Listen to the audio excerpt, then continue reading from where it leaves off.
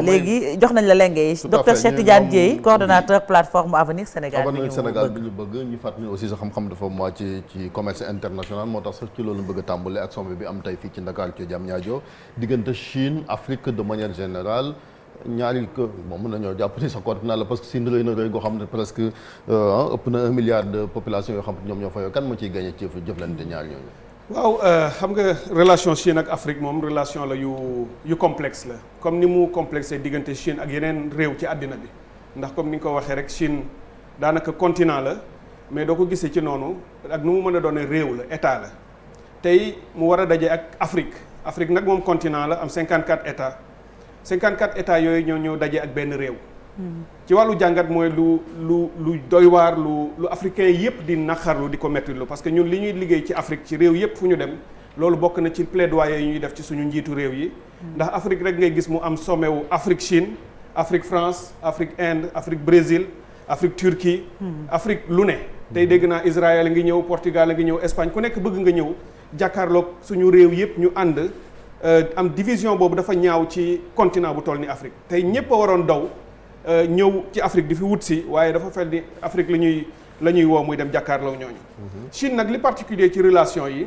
Chine dafa am stratégie ci Afrique stratégie bu wér boo xam ne foofa Pékin la ñu ko évaluer analyser ko boucler ko muy seen modèle.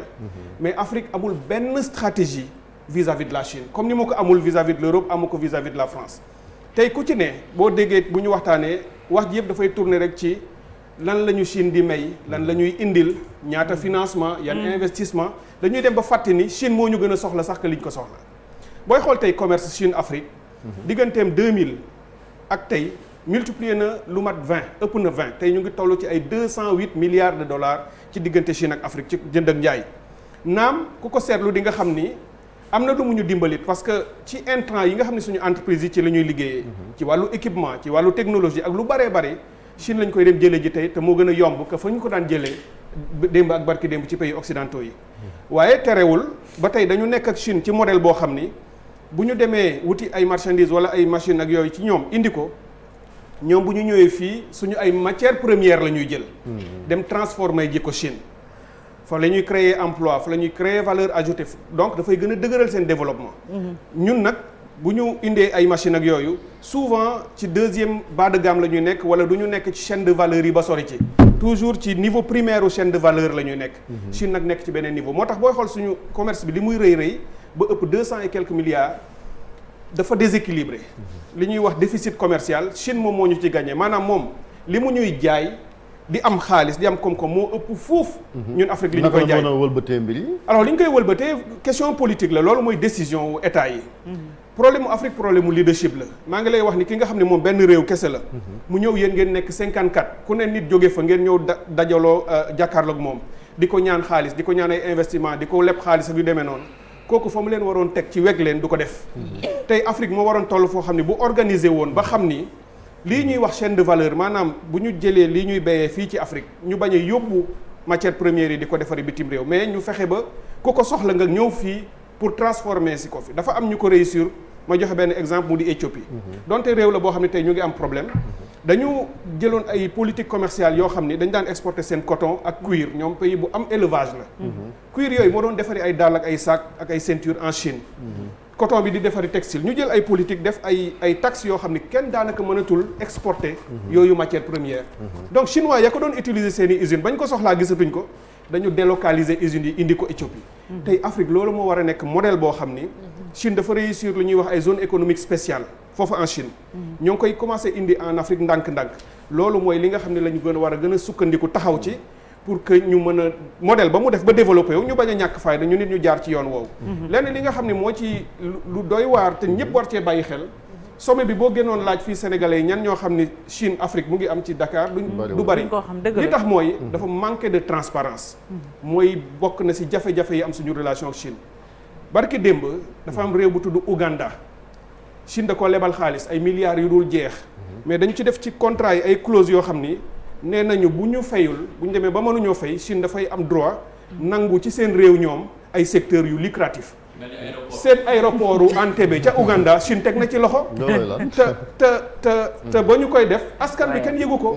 contrat la bu gouvernement bi signé ndax bëggoon na rek wane ni am naa ay xaalis am naa mais infrastructure. seen rôle yéen société civile yi bu ma wax yooyu mooy yéen ñi fa nekk yenn saa yi di liggéey. lu ne pour pousser gouvernement yi transparence am ci contrat yi. mais lu ne ñu ngi koy wax lu ne ñu ngi koy def gis nga ba ci siège Union africaine ba nekk Addis Abeba.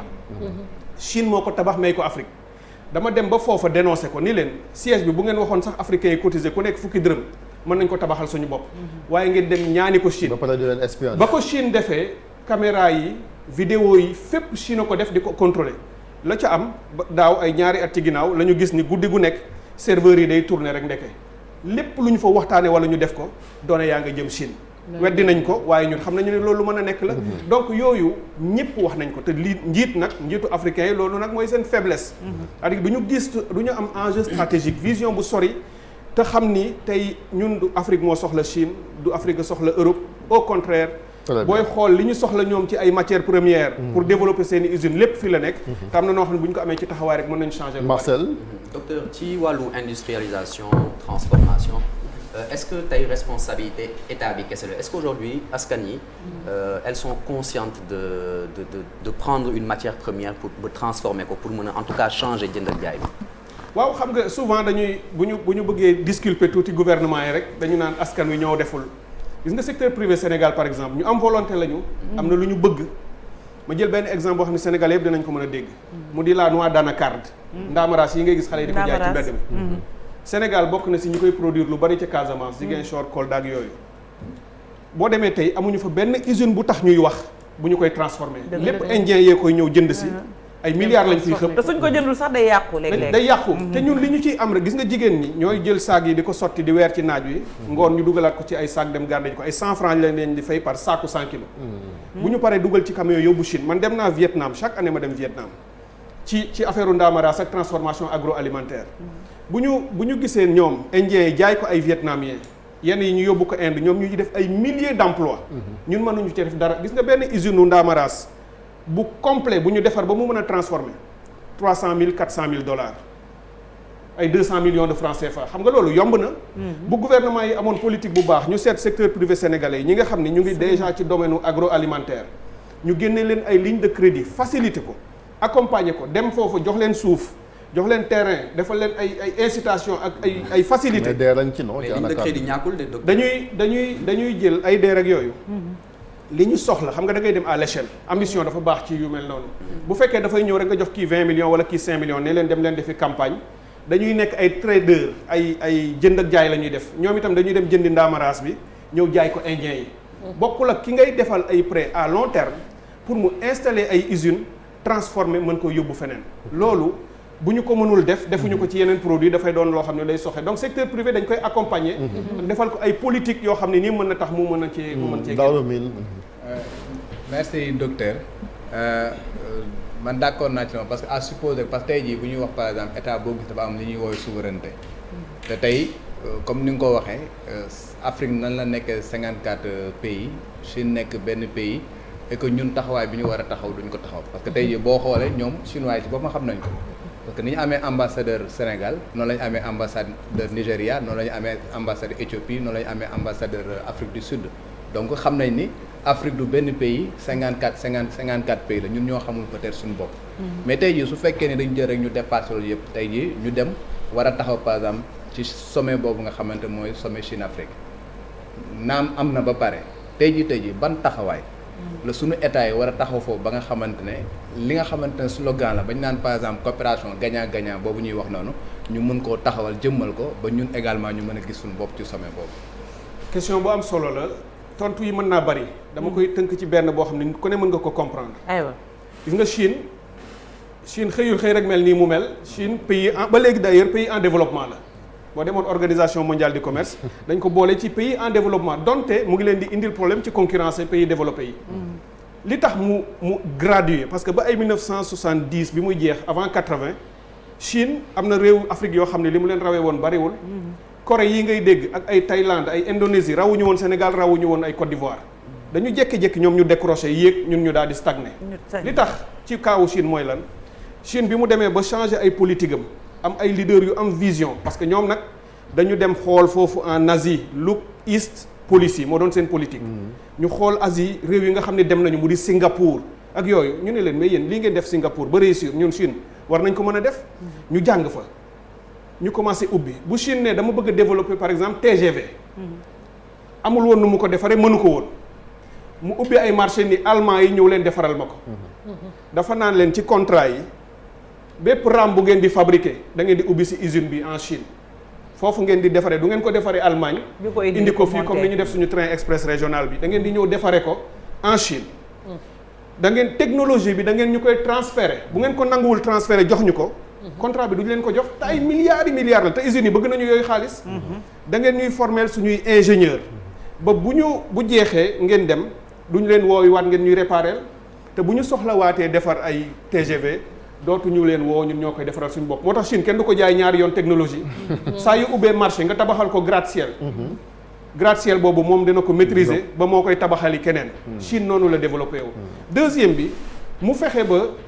defar ses politiques industrielles et commerciales gis nga dañ naan Chine tey puissance la mais lu bëri ci capitaux yi ko développé Europe la jógee ak Amérique wala Japon usines ya ñu daan defar en Europe bi ñu demee ba xam ni seen niveau facteur de production yi dafa yokk maanaam coûts yi salaires yi ak yooyu Europe amatul compétitivité te Chine seen i coûts bas Chine dañu ni leen mais ñëw leen indi seen i usines suñu réew ñooñu daal di délocaliser la ñu daan defaree Europe lu ci bëri léegi ñu koy defaree Chine Amérique loo fa gis mu dugg fa daanaka léegi Chine lañ koy defaree te yenn yi ay capitaux américains ñoo ko fa investir ñun itam loolu lañ war a imposer chinois mais lii tax duñu ko mën mooy ñàkk a déggoo parce que bu fekkee ñun dañuy jaay Chine mettons gerte Chine ni dama bëgg seen gerte ñu ne ko ñun kat duñu la jaayati gerte nga yenu rek di yóbbu Sonacos a ngi fii boo bëggee dañuy ñëw ñu installé ko fi ngeen investir ak ñun ñu defar ko fi di liggéey bu ñu ko bañee Chine da ngay gis mu dem defari ko ak beneen réewu Afrique kooku nangu ko dañuy mettre en compétition bu ñu mettre en concurrence te ñun donc amuñu boobu vision ak fayda ànd dañuy xeexoo suñu biir ku ne rek bëgg am capitaux bokk na si yi nga xam ne nii war nañoo waxtaan ak loolu Chine suñu chef d'État yi ne ko désormais lii mooy suñu vision lii mooy suñuy exigence boo bëggee continuer liggéey ak ñun da ngay respecter aussi règles yi nga xam ne moom la ñu tëral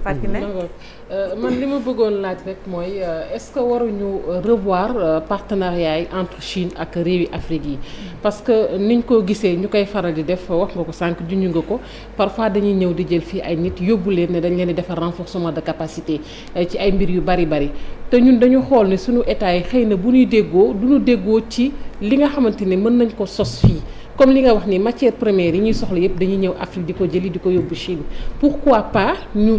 teg fii ay fabrique ay entreprises yoo xamante ni au lieu que sax ñuy jël ay nit di def renforcement de capacité certes mais ñoom sax boobaa seeni expert xëy na mën nañu déplacer wu ñëw renforcer capacité ñi fi nekk mais tout en sachant que ni dina am ay entreprises yoo xamante ni li ñuy dem di ko jéggaani matière première bi ñu ñëw di ko jël ci ñun dem di ko defaraat ñëw di ñu ko jaayaat ci njëg yu cher mu dem ba loolu dakk mais loolu ci kaw je pense que si suñu gouvernement yi la ñoom ñoo war a xoolaat nan la ñuy lëkkaloo ak chinois yi. tout à fait loolu en fait loolu yëpp dafa dem rek ci politique politique yi ngay taxawal réew vision bi xëy na moom mooy jiitu te boobu waratul nekk vision réew mu nekk dafa war a nekk une vision africaine da ngay dégg sax ñu naan la Afrique am na lu ñu tuddee agenda 2063 mooy dañu ni fii ak 50 ans Afrique nan la war a mel yéen a ngi dégg ñuy wax zone de libre échange continental waxtaan la woo xam dañu bëgg a ubbi marché Afrique mais boo ko defee ba pare te amuloo mat ak taxawaay bu tax nga ni léegi kat lépp loo xam ne am na fii ci Afrique te nit soxla ko mu di matière première nga ko daan jël yóbbu di ko defaree sa réew ci say usine di dund ñun ñu sooxe dañuy fexe ay politique rek la boo décidé ni ku bëgg a jël gerte danaa ci teg loo xam ne nii doo ko mën a yóbbu Sénégal am na lu mu baax lu mu ci defoon waaye dañ ko dindiwaat dañu defoon parce que boo bàyyee muy yóbbu réewu Afrique boo dugg tey am na fa benn meññeent wala matière première wu ressource boo xam ne mënoon na développer réew ma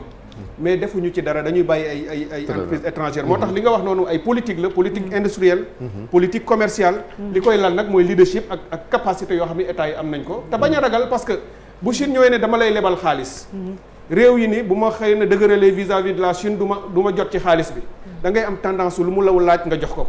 nga fàtte ni xaalis ba mu la jox daf la koy lebal nga koy fay mais même bu doon don la Chine du la may dara rek parce que dafa la neex wala parce que bëgg na la amul Afrique rek moo foog ni don dafa am don amul ci coopération internationale ndimbal amul. intérêt rek ak stratégie moo fi nekk. et justement Cheikh Tidiane est-ce que Chine sax newul tamit di utiliser sax africains yi ngir gën a fësal taxawaayam ci organisme sur le plan mondial surtout Nations Unies surtout di am seeni vote ci élection yi. oui moom ci la nekk et c'est de bonne guerre. tey fi mu nekk man damay liggéey lu bari ci coopération Afrique Europe waaye di xool tamit coopération Afrique Chine mais da ngay gis ni ñaar yi dañu ànd. tey stratégie yi Chine di tëral yépp c'est nu muy defee ba li nga xam ni Afrique amoon na ko ak Europe ndax suñu relation Europe dafa yàgg. depuis colonisation yooyu du bu baax nag. relation bu bon la bu ñuy war a changer aussi. ndax Europe même problème yi la ñu am ak moom. la ñu mës a nekk ak Europe yépp mosoo fi gis infrastructure yu tax ñuy wax. mosoo fi gis ay usines yu tax ñuy wax. Europe itam dafa daan ñëw rek def ñu vache laitière tibb bu yóbbu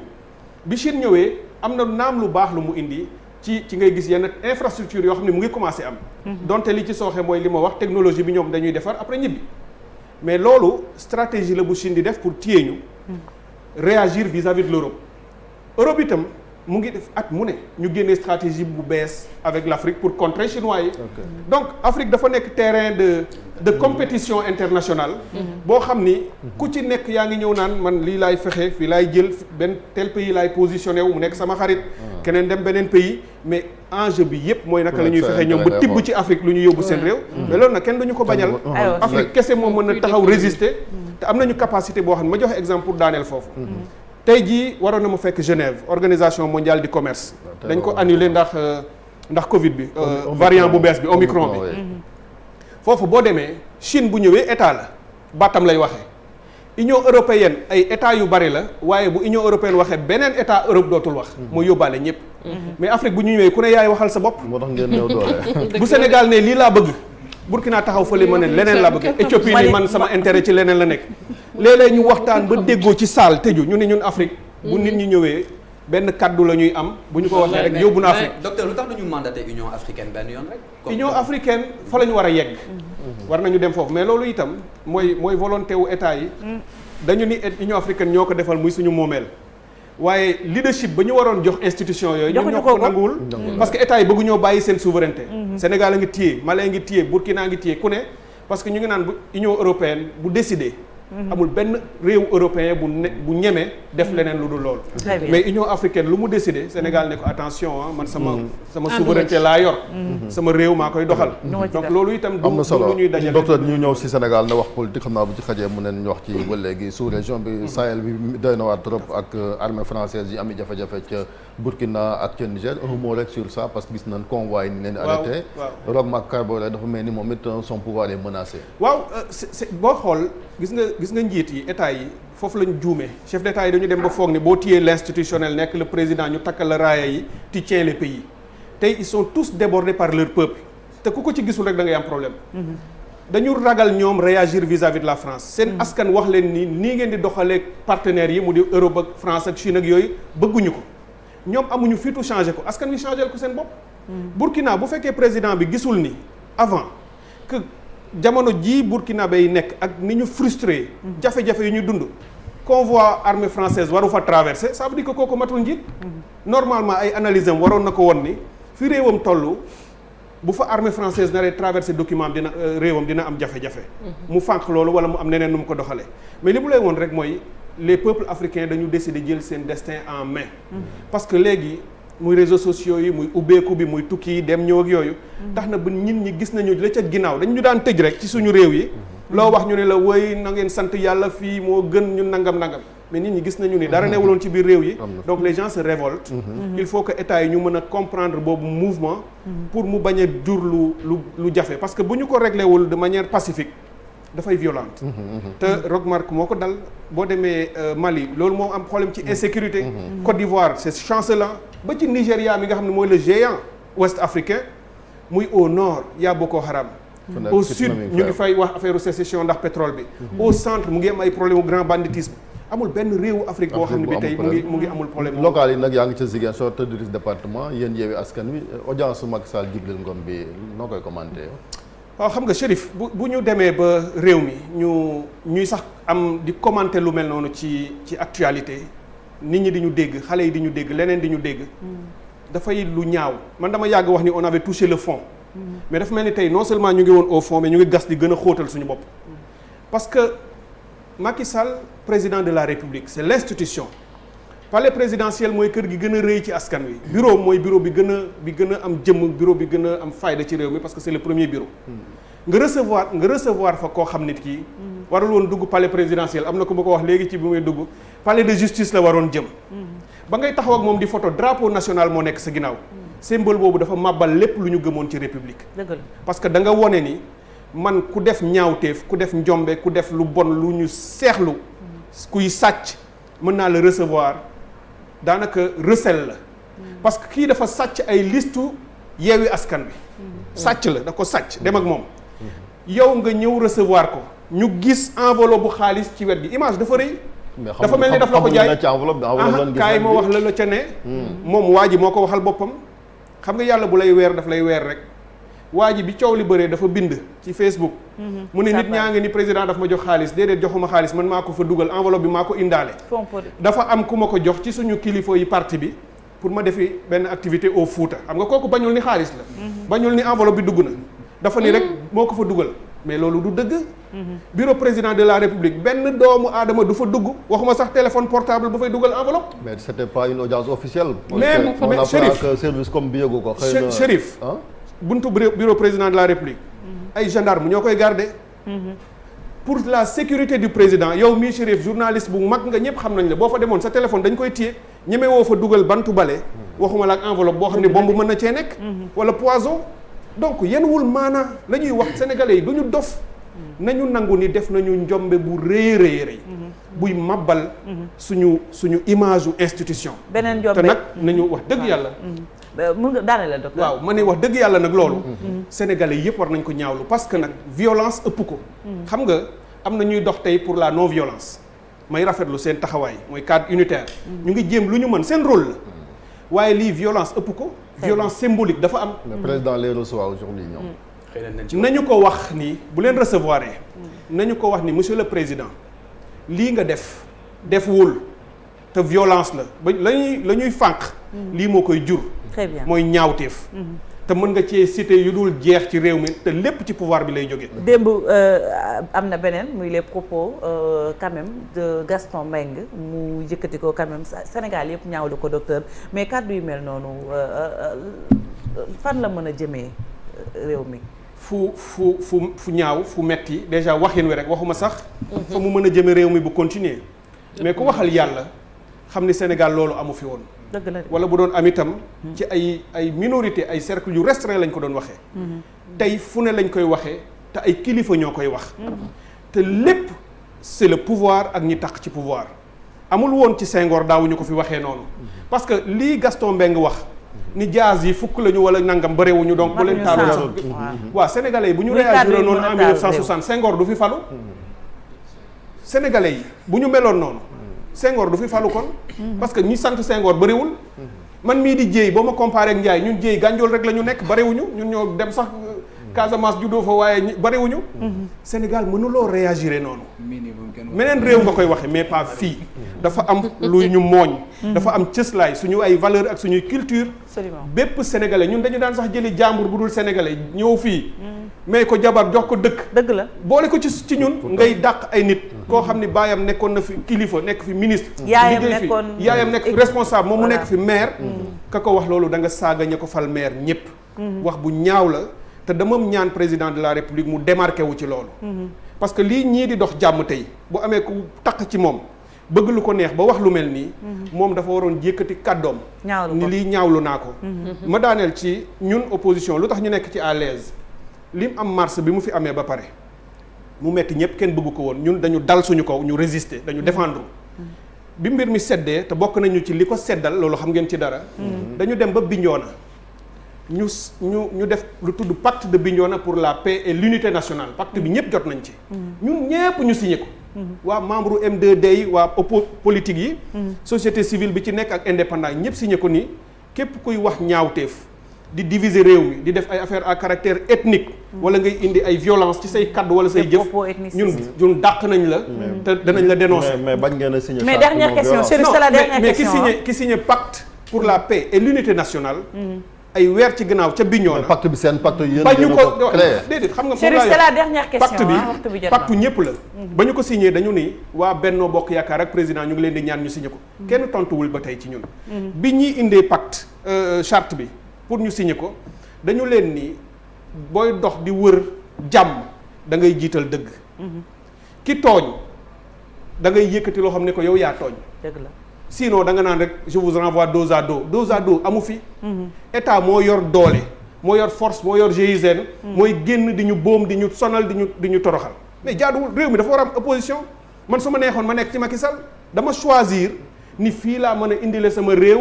ci li ma bëgg gëmuma politique am mais na ma bàyyi ma am boobu droit. merci beaucoup jërëjëf docteur Cheikh Cheikh Tidiane di Dièye attaqué ñi nekk ci yéen bokk ci réseaux sociaux di résister ak di défendre ak ku saaga je te condamne. ku wax violence. Merci. Je te condamne. Jërëjëf. ku saaga sax président Macky Sall donte ànduma ak moom. condamné naa loolu. parce que président de la République. jërëjëf docteur Cheikh Tidiane Dièye. nga nekkoon suñu gan waxtaan bi am na solo